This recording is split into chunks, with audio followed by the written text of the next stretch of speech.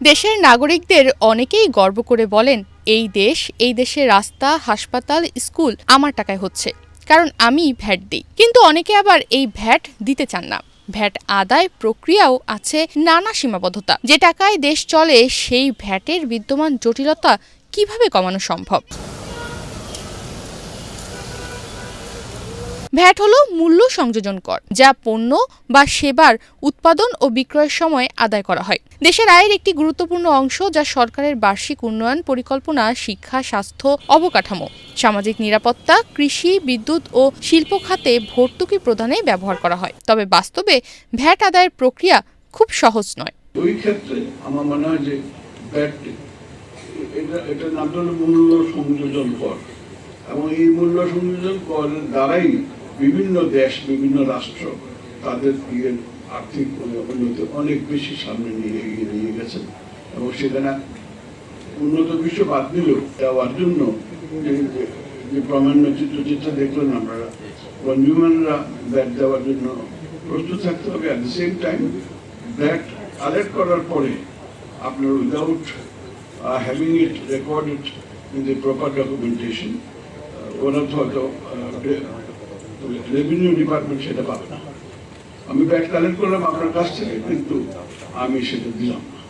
অতএব it has to be automated. আগে VAT নিবন্ধন বা করদাতার অনুমোদন পেতে উদ্যোক্তা বা ব্যবসায়ীদেরকে বিভিন্ন দপ্তর ঘুরে কাজ করতে হতো। প্রতিষ্ঠানের নামের ছাড়পত্র, ব্যাংক হিসাব খোলা, কোম্পানির নিবন্ধন, কর শনাক্তকরণ নম্বর বা TIN এবং ট্রেড লাইসেন্স সবই আলাদা আলাদা দপ্তরে গিয়ে সম্পন্ন করতে হতো। এতে সময়, শ্রম ও খরচ বাড়ত। অনেকে ভ্যাট দিতে অনীহা প্রকাশ করতেন, আবার অনেক ব্যবসায়ী জটিলতা ও কাগজপত্রের কারণে নিয়মিত ভ্যাট দিচ্ছেন না।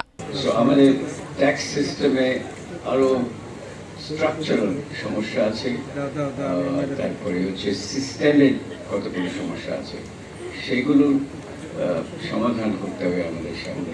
এবং টেকনোলজিক্যাল অ্যাডভান্সমেন্ট যত হচ্ছে, অনেকগুলো দেশ আস্তে আস্তে করে ক্যাশলেস সোসাইটির দিকে, ডিজিটাইজেশন দিকে চলে যাচ্ছে। বাংলাদেশের ক্ষেত্রেও ওই একটা অবজেক্টিভ একদম খুবই হাই প্রায়োরিটি দিয়ে আমাদেরকে ওটা করতে হবে, তাহলে ট্যাক্স সিস্টেমটা অনেক ট্রান্সপারেন্ট হবে। বর্তমানে এনবিআর ও বিডা এই সমস্যার সমাধানে ডিজিটাল পদক্ষেপ নিয়েছে। ওয়ান স্টপ সার্ভিস অর্থাৎ OSS এবং আধুনিক ভ্যাট সিস্টেমের মাধ্যমে এক জায়গায় সব নিবন্ধন, রিটার্ন, পেমেন্ট এবং অডিট সম্ভব হচ্ছে। উদ্যোক্তা এখন অনলাইনে নাম, ব্যবসার ধরন, পণ্য বা সেবা, ঠিকানা ইত্যাদি তথ্য দিয়ে নিবন্ধন করতে পারেন।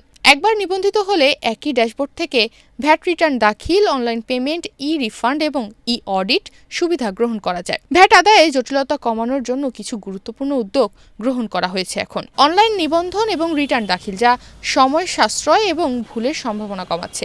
সহগ ও রিফান্ড ব্যবস্থা, যা করদাতাদের জন্য স্বচ্ছতা এবং সুবিধা নিশ্চিত করছে। স্মার্ট চালান এবং রিস্ক বেসড অডিট সিস্টেম, যা ভ্যাট ফাঁকি ও অসঙ্গতি শনাক্ত করতে সহায়তা করছে। অনলাইন পেমেন্ট সিস্টেম, যা করদাতাদেরকে ব্যাংকে যাওয়া ছাড়াই ভ্যাট পরিশোধের সুযোগ দিচ্ছে। এ ধরনের ডিজিটালাইজড ব্যবস্থা ভ্যাট আদায়ের জটিলতা কমাচ্ছে। করদাতারা স্বচ্ছ ও সহজভাবে কর দিতে পারছেন, আর প্রশাসনিক বোঝাও কমছে। ফলে সরকারও ভ্যাটের মাধ্যমে রাজস্ব আদায়ের হার বৃদ্ধি করতে পারছে। চলতি অর্থবছরের প্রথম 5 মাসে গত বছরের একই সময়ের তুলনায় 22% বেশি ভ্যাট আদায় হয়েছে। বাংলাদেশে যদি ভ্যাটের যেই নেটটার কথা বলা হচ্ছে, ওয়াইডেনিং দ্য নেট, এইটার কথা বলা হচ্ছে, এবং এরপরে যে ট্রান্সপারেন্সির কথা বলা হচ্ছে, যার জন্য আসলে একটা ম্যাসিভ আকারে digitalization, simplification of the processes is important.